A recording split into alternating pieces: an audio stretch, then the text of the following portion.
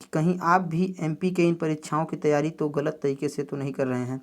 तो बिल्कुल सही है, बहुत सारे बच्चे ऐसे होते हैं जो कि एक ही तरह के क्वेश्चन की बार बार प्रैक्टिस करते रहते हैं। जैसे कोई जीके पढ़ रहा है तो वह जीके ही लगातार पढ़ते जाता है, जनरल नॉलेज पढ़ते जाता है। और किसी को पसंद है मध्य प्रदेश का जीके पढ़ना तो वो केवल उसी को पढ़ता है। लेकिन अगर आपको चाहिए कि आप अगर इन सब एग्ज़ाम की तैयारी अच्छे से करना चाहते हैं तो आपको सभी पोर्शन को टाइम देना होगा, और किस रेशियो में क्या टाइम देना होगा उसके बारे में हम थोड़ा सा डिस्कस करेंगे। तो चलिए अभी शुरू करते हैं।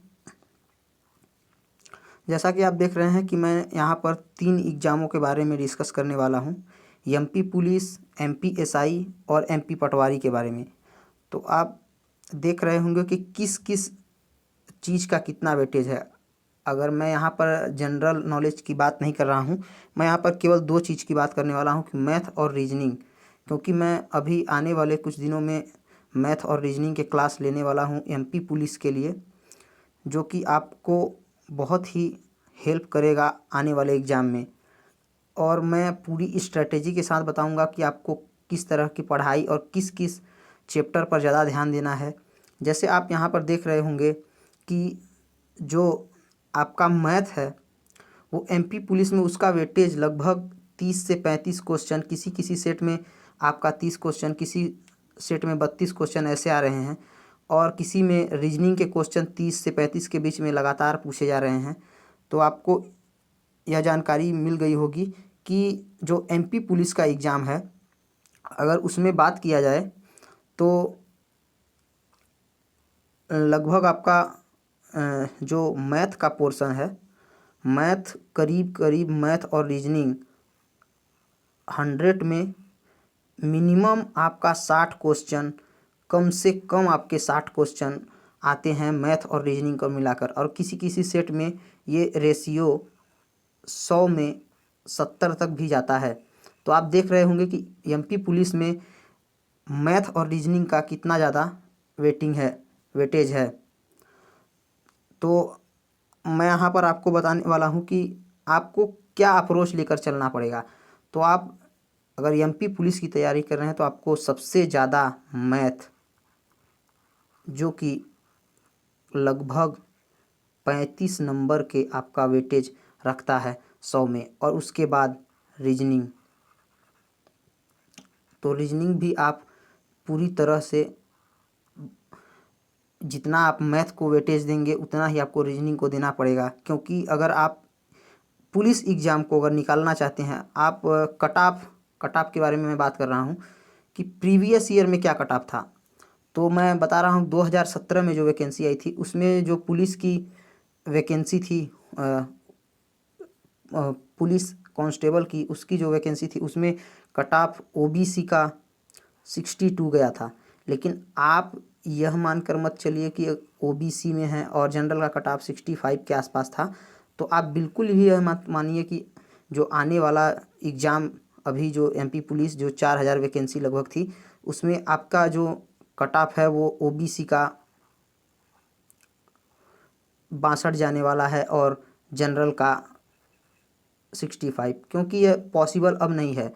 आज के दौर में कंपटीशन बहुत ही ज़्यादा बढ़ चुका है। तो आप देखेंगे कि जो आने वाले एग्ज़ाम है, क्योंकि नंबर ऑफ़ कैंडिडेट्स भी बढ़ रहे हैं और एग्ज़ाम का जो आप देख रहे हैं कि बेरोज़गारी का बहुत ही बड़ा स्तर है देश में। तो इस तरफ देखेंगे कि बहुत सारे लड़के पुलिस की तैयारी कर रहे हैं।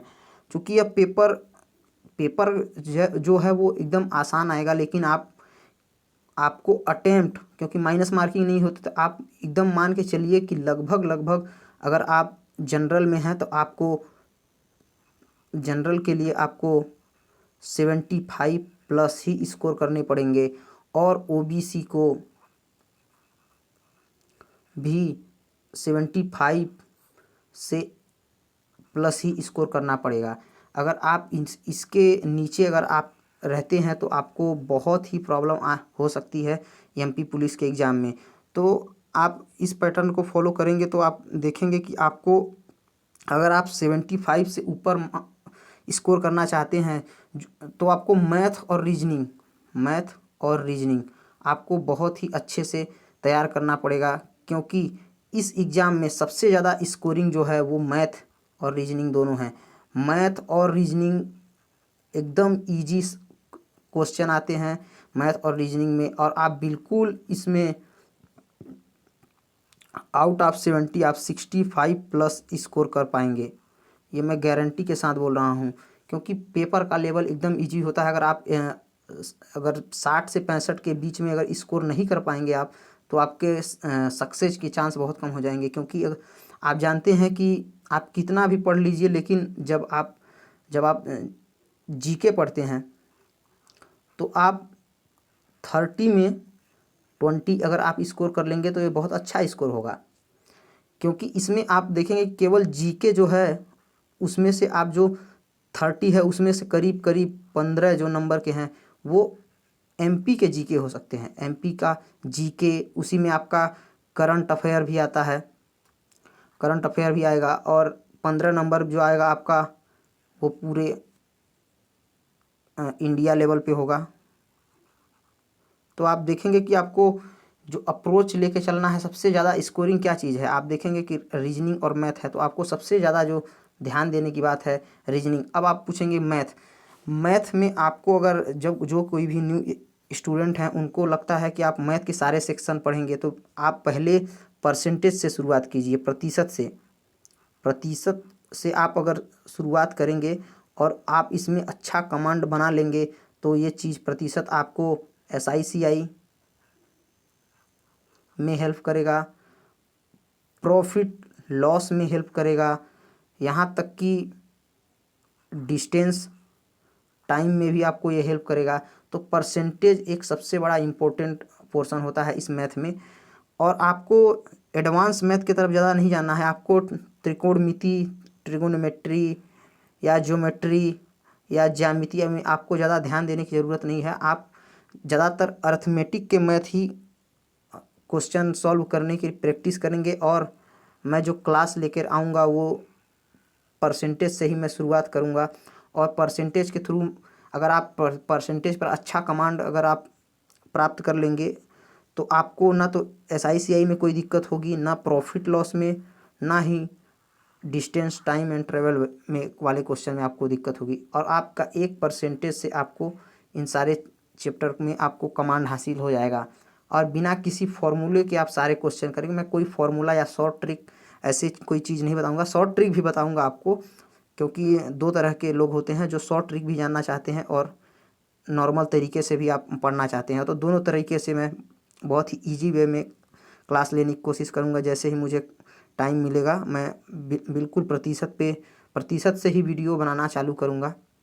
और मैं ज़्यादा लेंदी वीडियो नहीं बनाना चाहता, क्योंकि क्या होता है कि जो भी बच्चे देखते हैं उनको थोड़ा सा ज़्यादा टाइम तक वो देख नहीं पाते हैं। तो मैं शॉर्ट वीडियो बनाऊँगा, और अच्छे अच्छे क्वेश्चन होंगे, और मैं प्रीवियस ईयर जो भी क्वेश्चन होंगे मैं पढ़ाने के बाद प्रीवियस ईयर जो भी आपके पुराने क्वेश्चन हैं मैं उनको बिल्कुल अच्छे तरीके से बताऊंगा, और क्या पेपर का पैटर्न होता है वो भी आप उसी के वे में मैं आपको बताऊंगा। अगर आप मुझसे पूछेंगे कि बुक कौन कौन से पढ़ें, तो बुक के लिए मैं अगले जो भी लेक्चर बनाऊंगा उसमें आपको मैं बताऊंगा कि कौन सी बुक आपको फॉलो करना चाहिए MP पुलिस के लिए। MPSI की जो भी आप देखेंगे कि MPSI में क्या आता है, तो उसमें भी मैथ का वेटेज जो है आप 25 और रीजनिंग भी 25 इतने के लगभग में पूछी जाती है। तो मैं जो भी नेक्स्ट वीडियो होगा उसमें आपको मैं केवल पुलिस के ऊपर ज़्यादा फोकस करूँगा, क्योंकि मेरा भी ज़्यादातर फोकस MP पुलिस के ऊपर होगा, क्योंकि बहुत सारे स्टूडेंट हैं यहाँ पर MP पुलिस में जो तैयारी करना चाहते हैं। और MPSI के तो अभी कोई भी नोटिफिकेशन नहीं आया, तो अभी मैं इस पर बात नहीं करूँगा। MP पटवारी ये सब जो भी एग्ज़ाम है अभी तो 2021 में पॉसिबल नहीं है, और जो MP का पुलिस का एग्ज़ाम है आप कभी भी डेट आ सकता है। तो आप ये बिल्कुल मत सोचिए कि आपके पास टाइम है, आपको एकदम लग जाना है मैथ, रीजनिंग और जनरल नॉलेज पढ़ने में। और मैं आपको बता रहा हूँ कि केवल मैथ और रीजनिंग ही केवल आपको MP पुलिस में सिलेक्शन दिला पाएगा। कोई चीज़ आपको जनरल नॉलेज के भरोसे आप नहीं बैठ सकते, क्योंकि जनरल नॉलेज आप कितना भी पढ़ लेंगे लेकिन वो स्कोरिंग नहीं होता है, क्योंकि कहीं से भी क्वेश्चन जनरल नॉलेज में आ सकता है। तो आप सबसे ज़्यादा जो टाइम है वो सबसे प्रायोरिटी पर आप रखेंगे रीजनिंग। आप रीजनिंग में देखेंगे कि आप बिल्कुल 30 में 30 स्कोर कर सकते हैं, क्योंकि पेपर का लेवल उतना टफ होता नहीं है। मैं दोनों सीरीज चलाना चाहूँगा, मैं रीजनिंग और मैं दोनों के सीरीज स्टार्ट करूँगा। और सबके ज़्यादा क्वेश्चन मैं नहीं लूँगा, मैं आपको 20 से 25 इतना क्वेश्चन मैं नहीं लेने वाला, क्योंकि आप उसे देखेंगे थोड़ा लेंदी वीडियो हो जाता है जिसमें स्टूडेंट को ज़्यादा पसंद नहीं आता है। तो मैं 5-5 क्वेश्चन के ही से ही शुरुआत करूँगा। अगर कुछ स्टूडेंट बोलेंगे तो मैं क्वेश्चन की क्वांटिटी को बढ़ा भी दूंगा, और मैं बिल्कुल स्टार्ट करूँगा पहले रीजनिंग और मैथ से।